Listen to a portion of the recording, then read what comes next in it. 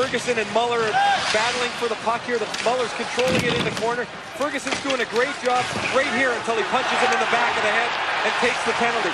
Muller was one of the grumpy old men 3 years ago, so I'm not really sure what you would call him now, but he still battles away hard. Ferguson takes a penalty. Dallo has been sharp. He has had to be. It comes to Sidor, top of the circle. Score!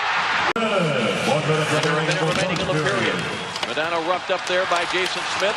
Now Young with a hit on Ryan Smith on the far side. Morrow comes away with the puck. Centering pass, shot, hit! Although Barnes and Dallin do play from time to time, but they're not going to score anywhere near as proficiently as Turgeon and Guerin would. Make his presence felt in a physical manner here. Riesner's got the puck. He dumps it away. A lot of times, as you mentioned, short-handed, you don't think you're going to get hit. Here it is at live speed. Hatcher lays the boom on him. Riesner gets spun around. He made a good play. He's looking behind him for a penalty call, but good hit by Darian Hatcher. We haven't seen much of Comrie and Smith offensively. The most pressure they had has been their fourth line. Ryan Smith trying to get that puck out from underneath Robidoux, who I think is the one that lost the stick down there. And now a pile up on the puck. And everybody getting involved. They're trying to. Crowd here at American Airlines Center coming to their feet. Starting to heat up again late in the second. 3-1 Dallas. The scuffle right before the last whistle. If you wonder where it started, there it is right there. Ryan Smith. Last minute and 20 seconds of the period here. The Oilers do not want to give up another goal. It would be crushing to their chances here. Dallas will try and hold the puck. There's Ulf Dallin again. He does it so well behind the net. Ulf Dallin controlling it well, as Ray mentioned. Centering pass, score! Jason Arnott, the recipient of the hard work of Ulf Dallin. It is a 4-1 Dallas Stars lead. He certainly has bounced back. Not that he's been tested a lot, but he made a couple of very difficult saves. And now here we got Jason Smith going after Jere Lehtinen, and you know that's going to draw a response. The Darian Hatcher. I don't know that they'll call this a fight. Had it elevated into a fight, you may have had an instigator penalty on Edmonton. Tempers are going to be short here with a 3-goal lead going into the third period. Expect a physical third period as Brad Isbister jumped in. Yeah. And, you know, he came to Hatcher's, or came and tried to jump into Hatcher's problem with Jason Smith. Hatcher was trying to help out Jere Lehtinen. That's how things kind of escalate. But look for Edmonton to try and play a physical third period. It's only game 2. It's a long series. You have to show that you're going to be counted throughout the entire series. Just play the game, says Captain Jason Smith. A 4-1 lead in the third period allows Dave Tippett to play his fourth line a little bit more. Try and economically get Modano on the ice, not use him so much in a game that you're going to need him a lot more minutes down the line. Big collision, Larocque and Sidor. Sidor's giving away about 40 pounds to Big George on that one. You can run at him as hard as you want. You're not going to move him too often. Oh, and another hit on Sidor. That time it was Jason Smith that came across. It's a tough shift for Daryl Sidor. Larocque up the right side. Brendan Morrow takes a run at him. The puck comes back the other way. Morrow goes to the front of the net. He slides it across. Shot, score! Brendan Morrow to Mike Modano. Duboff with it. Gets it off to Stu Barnes. Barnes takes a look, snaps it wide. It goes high off the glass as Tommy Salo took a swing at Brendan Morrow as he went by. Holy fuck! Well, Barnes with it. Sends it back into the Edmonton zone of Ethan Morrow. No, I guess they're not going to go. Ethan Morrow tried to get Brendan Morrow to go for the bait, but he wouldn't take it. So you better keep your head up now. I don't think there's much chance of winning any games when you're in a penalty box 10 times. I know there's a little frustration factor going on here, but the Oilers are going to really have to regroup. Here's a shot, score! Morgan is first down, he faces, ends up in the net, and it is a 6-1 Dallas lead. The referees are going to call things probably pretty tight here.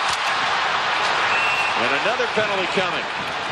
Oh, and Corey Cross took a shot at the Dallas player. He took down on that, brings everybody into the fray. Marty Turco, the Dallas goaltender, is at center ice taking a look at UC Markkanen, and Markkanen's talking to him. I don't think Markkanen's going to leave the crease here, but now you've got Ryan Smith wrestling around with Nico Kapanen. You know Kapanen doesn't want much to do with that. Eric Brewer's got his man tied up against the boards here.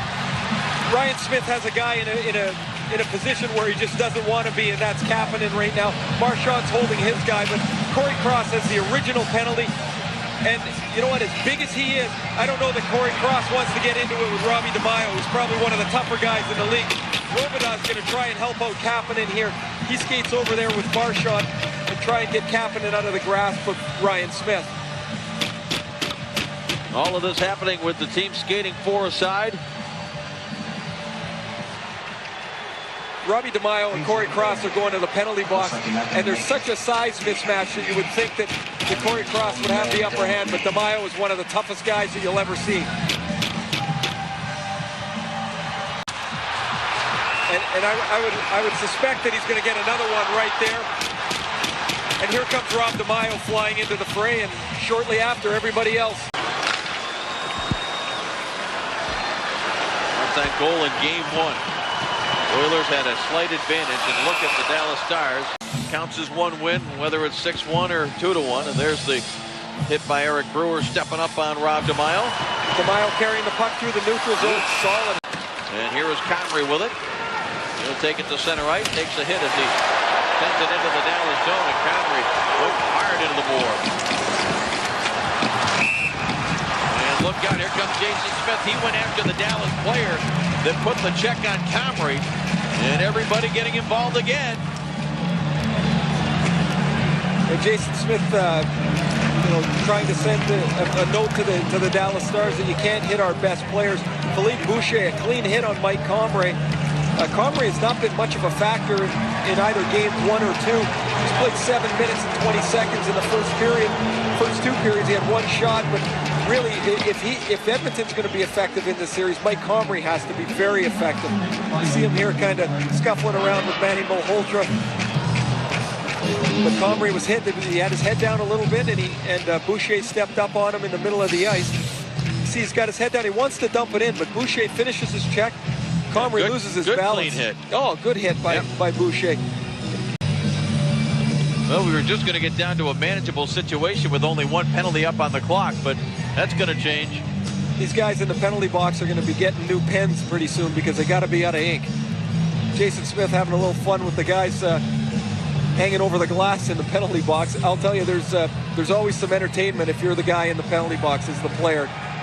There's always lots going on between the guys hanging over the glass and yourself. Well, Jason Smith is heading to the dressing room. He is done for the night. Well, there might not be any hot water left by the time they get back there. Edmonton's down 4 guys already. Yeah.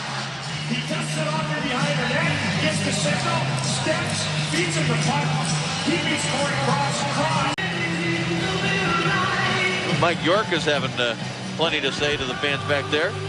And now Brad Lazarowicz, who is one of the linesmen, he's getting security to get these guys off the glass. You remember last year, some guy fell in the penalty box in Philadelphia, and Ty Domi ended up taking a round out of him. And he's actually, in my opinion, in rather a comical development, is going to sue practically everybody involved in that situation. I guess for being a donkey and falling in the penalty box and getting beat up, that he's going to sue Ty Domi and the security at the arena. Here comes the security here, and somebody's night is about over. Well, they're going to escort those guys out that were having the conversation with the Edmonton Oilers in the box. Scotty Young's going to have sore arms here if they keep giving it to him. Bob misses the net. Is back out to Young at that point. LaRock takes a run at him. Takes him down. LaRock's going to go for another penalty. He might try to get another hit in here on Young.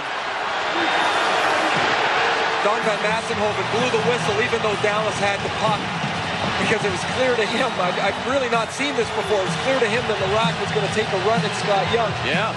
I've not seen that before. You know, LaRock really heard it from the Dallas bench. And boy, does this set up something interesting for games 3 and 4 up in Edmonton. Here you see Larac come back into the zone. He gives him the stick and the slew foot, which is an absolutely cheap play. They pull Larac away, and now the guys are giving it to Larac. Probably they're asking him what he's doing out there, penalty killing.